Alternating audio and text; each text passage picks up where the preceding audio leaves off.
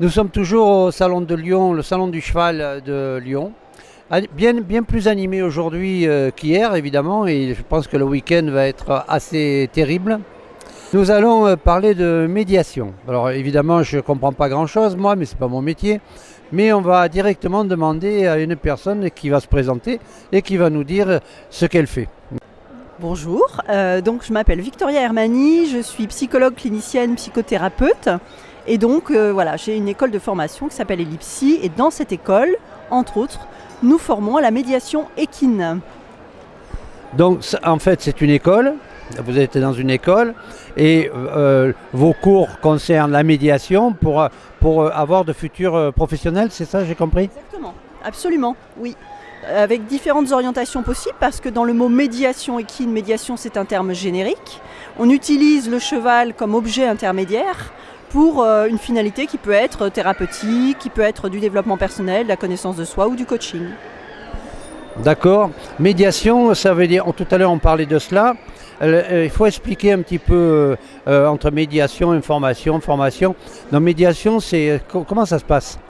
Alors la médiation, c'est qu'on va se reposer sur un média, un objet intermédiaire, là en l'occurrence le cheval, qu'on prend pour ses qualités d'être sensible aussi et vivant, puisque un média ça peut être autre chose que le cheval, par exemple ça pourrait être du dessin, de la peinture ou toute autre activité qu'on va utiliser à des fins thérapeutiques. Là en l'occurrence c'est le cheval, et donc on va se reposer sur ses réflexes primaires, ses réactions, tout son instinct animal, pour faire un petit peu miroir finalement par rapport aux problématiques que les personnes viennent travailler. Donc on parle de formation parce qu'on forme des professionnels qui vont exercer cette activité-là auprès de publics assez diversifiés d'ailleurs.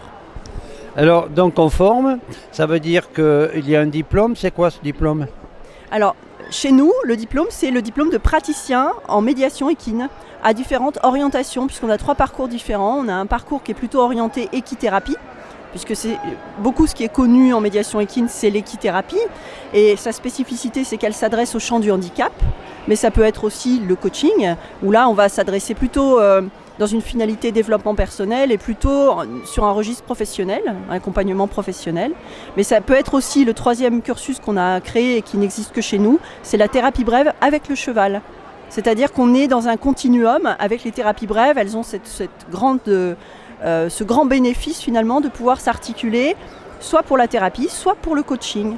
Puisqu'on a une structure qui va se rapprocher du coaching, c'est-à-dire qu'on va travailler avec des objectifs, on va avoir des déroulés de séances type, on va avoir des façons de questionner, on va avoir vraiment une approche très particulière. Mais avec cette approche-là, on peut aller plus loin entre guillemets que le coaching, c'est-à-dire qu'on peut aller travailler des problématiques de type vraiment psychothérapie. C'est-à-dire qu'on peut aller travailler dans l'identitaire et pas juste sur des compétences ou des capacités, comme c'est le cas du coaching. On parle beaucoup d'équithérapie d'ailleurs. C'est quoi en vérité? Ça s'adresse à qui? Pourquoi? Est-ce qu'on soigne le cheval? Est-ce qu'on soigne les gens? C'est quoi? Alors non, on ne soigne pas le cheval, on utilise le cheval, même si j'aime pas ce terme-là. On va vraiment accompagner l'humain dans toutes ces approches de médiation équine. C'est pas du tout, le cheval il est au cœur de la pratique, mais c'est pas du soin pour le cheval. On va se reposer sur lui pour accompagner l'humain, tout simplement. Et donc l'équithérapie, c'est une des formes de médiation équine, comme je le disais tout à l'heure, mais qui va être spécifique pour le champ du handicap. Ça peut être des retards de développement, ça peut être du trouble moteur, du trouble psychologique, ça peut être différents types de handicap, mais exclusivement des personnes qui sont en grande souffrance psychologique, parfois aussi psychomotrice aussi également. Donc ça c'est équithérapie. Pour la médiation, j'entendais parler par exemple des groupes dans des sociétés ou n'importe. Alors c'est quoi, pourquoi et comment ça se passe? Alors là, du coup, on parle de l'équicoaching, qui est donc une autre forme de médiation équine. Et là, on va travailler sur des compétences et des capacités à finalité professionnelle. C'est-à-dire qu'on va par exemple recevoir effectivement en individuel ou en collectif, c'est très souvent en collectif, par exemple avec un groupe d'entreprise, avec un service par exemple d'une entreprise qui pourrait venir travailler la cohésion d'équipe, travailler les qualités de management, tout ce qu'on va appeler les soft skills sur le milieu professionnel, c'est-à-dire des compétences d'intelligence émotionnelle à interagir les uns avec les autres. Voilà, donc on n'est pas du tout sur les mêmes choses, hein. Vous vous adressez donc à qui? Aux grosses sociétés ou comment ça se passe?